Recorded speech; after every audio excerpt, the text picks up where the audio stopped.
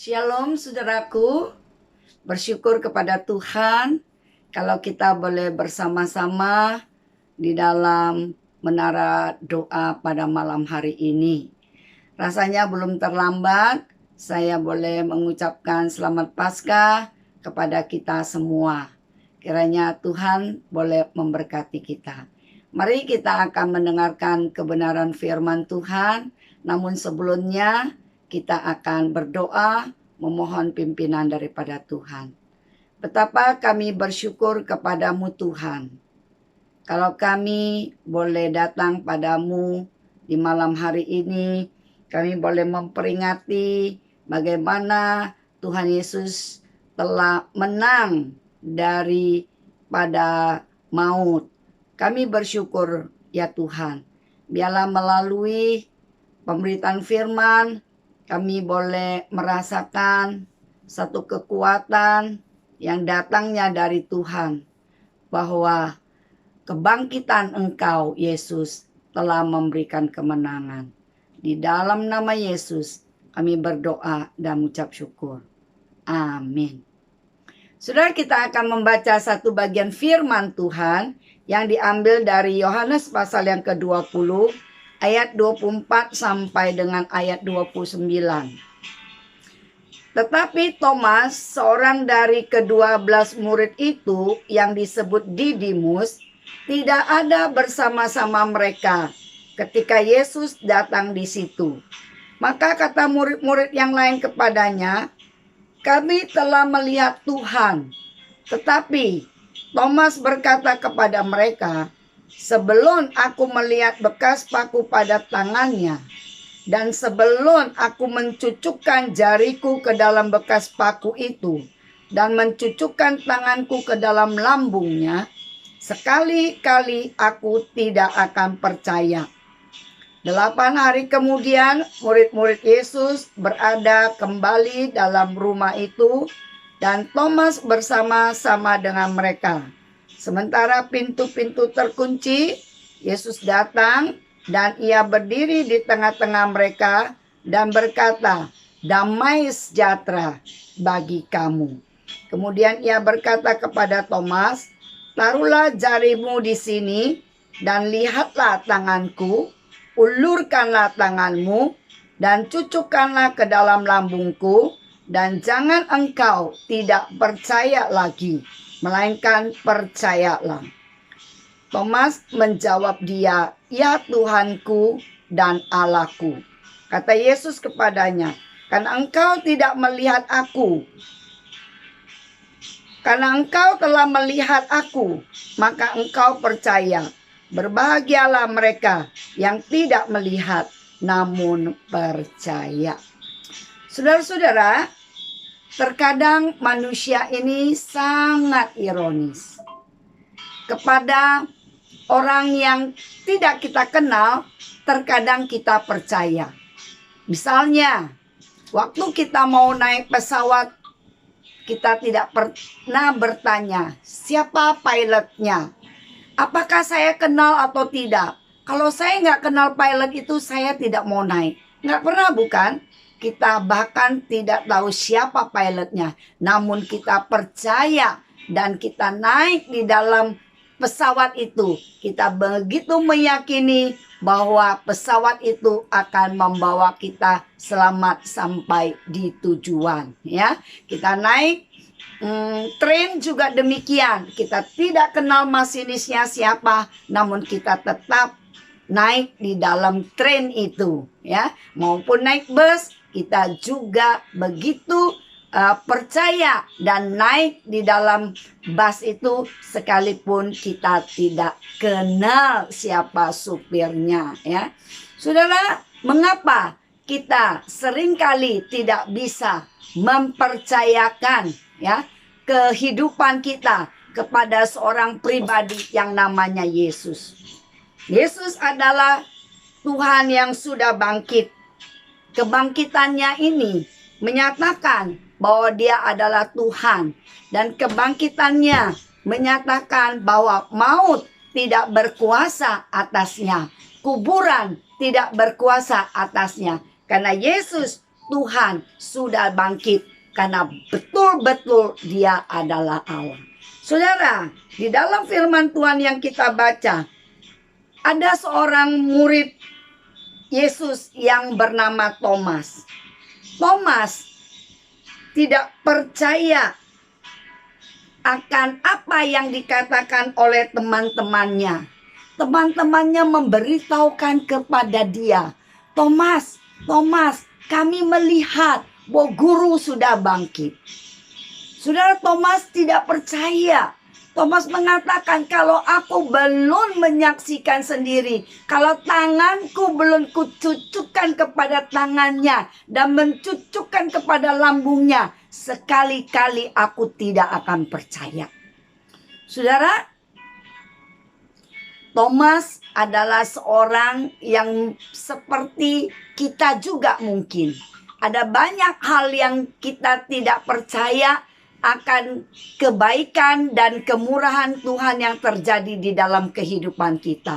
Ya, walaupun kita sudah menyaksikan akan kemurahan Tuhan yang begitu luar biasa di dalam hidup kita, namun ketika kita menghadapi satu pergumulan yang lebih besar, kita mulai ragu, kita mulai tidak percaya. Nah, sama seperti dengan Thomas yang kurang percaya, sehingga Tuhan mau menyatakan diri kepada Thomas.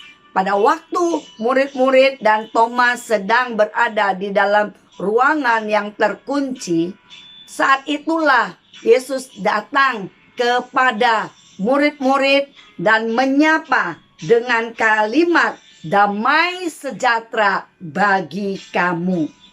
Saudaraku, Yesus Kristus adalah sumber damai sejahtera yang datang, ya.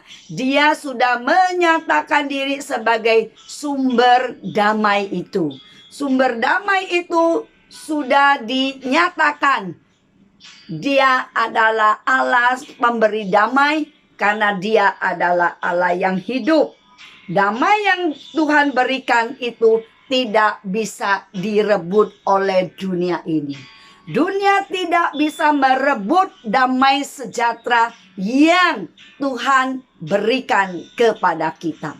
Sehingga berkali-kali waktu Yesus bangkit daripada kematian, waktu Dia bangkit, Dia menyapa murid-muridnya dengan damai sejahtera bagi kamu. Saudara, waktu kita mempunyai damai yang Tuhan berikan kepada kita, maka kehidupan kita akan merasa tenang, ya. Waktu kita mendapatkan damai yang Tuhan sudah janjikan kepada kita, kita akan merasakan ada kemenangan, ya.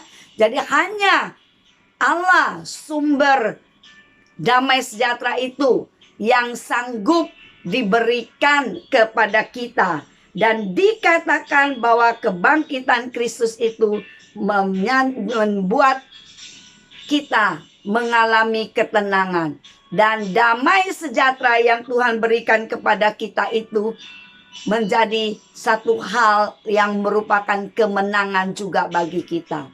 Saudara, betapa ruginya kalau kita tidak percaya kepada Yesus yang sudah bangkit. Karena kita tidak akan memperoleh kemenangan itu. Kalau kita tidak percaya kepada Yesus yang sudah bangkit, maka kita tidak akan mendapatkan damai sejahtera itu.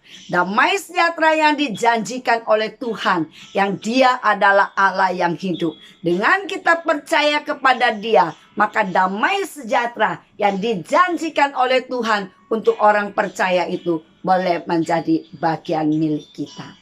Kemudian poin yang kedua, Tuhan mengkritik sifat kurang percaya daripada Thomas, ya. Jadi waktu Thomas ada di dalam ruangan itu, langsung juga Tuhan menyapa Thomas untuk mengizinkan Thomas untuk menyentuhnya, ya. Ini lihat, cucuk tanganmu, ya, ke dalam tanganku, kata Tuhan. Habis itu jangan engkau tak percaya lagi. Lihat lambungku, cucuk tanganmu. Habis itu jangan engkau nggak percaya lagi. Saudaraku, pada waktu itu langsung ya Thomas memberikan satu sikap pernyataan yang mengatakan ya Tuhanku dan Allahku. Ya, satu kalimat yang Thomas ucapkan sebagai satu pernyataan. Oh iya, engkau adalah Tuhanku dan Allahku. Saudara, namun Tuhan mengkritik Thomas karena Thomas melihat baru ia percaya. Nah, saudara, di bagian firman Tuhan katakan kepada kita, ya, kalau orang yang tidak percaya, maka dia tidak akan mendapatkan berkat daripada Tuhan. Orang yang ragu tidak akan mendapatkan apa-apa. Jadi saudara dan saya, kalau saudara mau mendapatkan berkat daripada Tuhan, saudara tidak boleh ragu kepada Yesus yang punya kuasa kebangkitan itu. Apapun yang menjadi pergumulanmu, sebesar apapun pergumulanmu, bahwa Yesus Tuhan ada bersama dengan kita. Yesus Tuhan akan senantiasa menolong kita.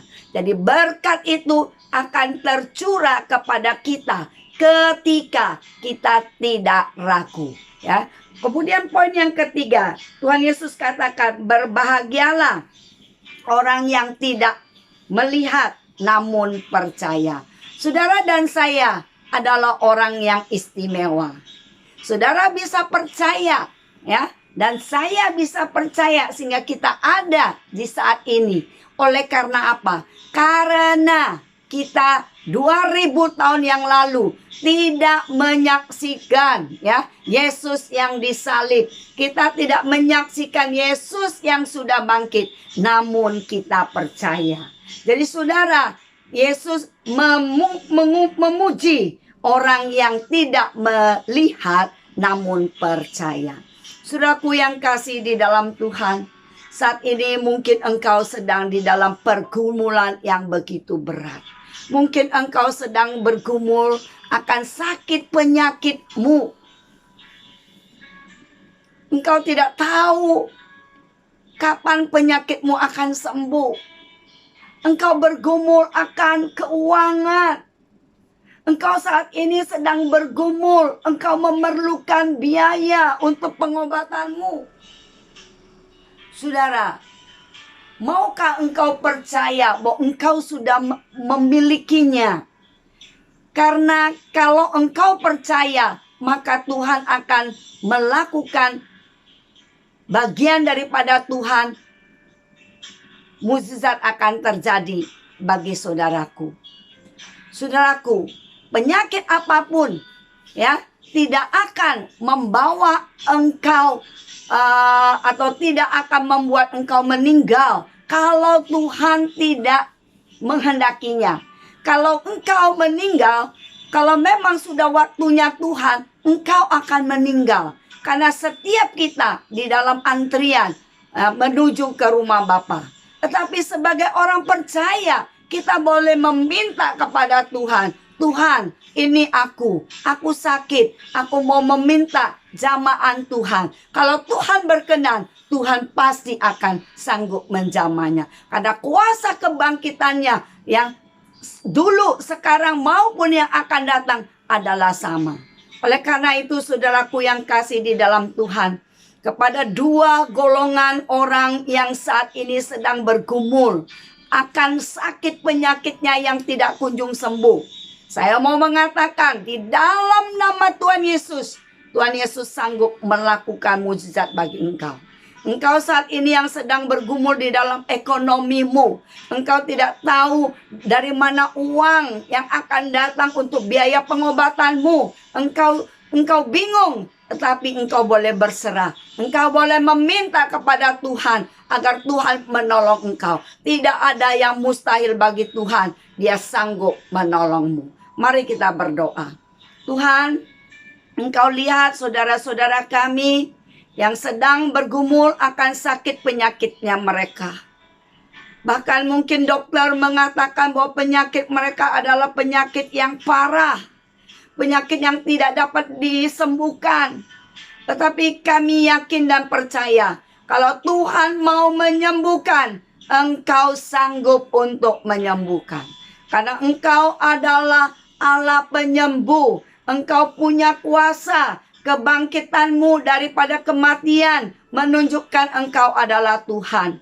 Terima kasih Tuhan. Kami punya Tuhan yang hidup. Tuhan yang sanggup melakukan segala perkara dengan sangat ajaib.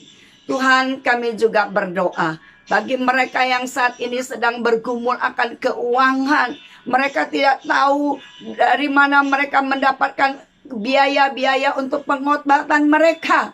Tetapi kami percaya bahwa kuasa Tuhan sanggup menolong mereka, sanggup memberikan mereka pertolongan tepat pada waktunya. Terima kasih Tuhan, kemenangan yang sudah Engkau nyatakan bahwa Engkau adalah Tuhan, bahwa kubur yang kosong membuktikan bahwa Engkau Yesus Tuhan yang sudah bangkit. Terima kasih Tuhan, kalau kami boleh menyembah kepada Yesus yang sudah bangkit, kami boleh menyembah kepada Yesus yang sudah menang. Terima kasih Tuhan, di dalam nama Yesus kami berdoa dan mengucap syukur.